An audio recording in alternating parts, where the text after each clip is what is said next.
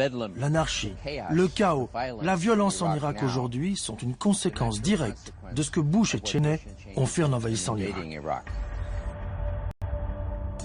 Rapidement, l'Irak vole en éclats, disloqué par les violences religieuses et ethniques. Un démantèlement programmé.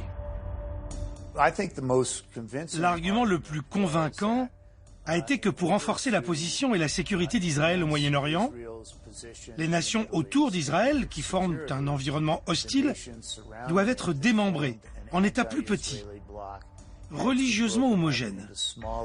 Donc, dans le cas de l'Irak, un Kurdistan, un Chiistan et un Sunnistan. Cet objectif a été ouvertement proclamé dès 1996 par les néoconservateurs dans ce document signé par Richard Perle et Douglas Face.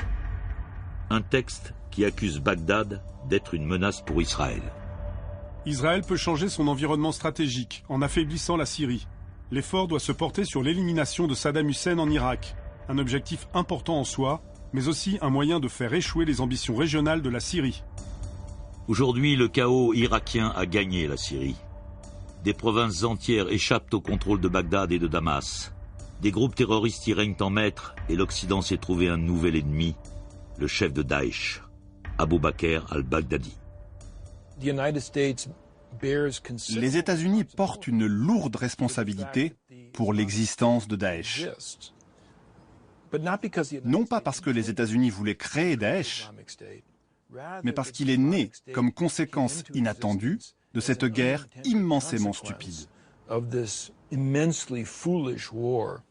Le comportement des Américains et des Britanniques, l'occupation qui s'est poursuivie et la corruption qu'ils ont encouragée, tout cela a créé Daesh. La violence a fait des centaines de milliers de victimes, tuées, blessées, estropiées, et elle a mis sur les routes des millions d'Irakiens et de Syriens. Vous avez des centaines de milliers de réfugiés qui quittent la région. Et personne ne se demande pourquoi. Qu'est-ce qui a provoqué cette terrible catastrophe humanitaire? Ce n'est pas un séisme, ni un ouragan, mais c'est l'invasion d'un pays qui était plus ou moins intact quand nous l'avons envahi. La manipulation irakienne a coûté cher au budget américain. Une addition de 3 000 milliards de dollars. Cet argent public est venu enrichir les industriels de la défense.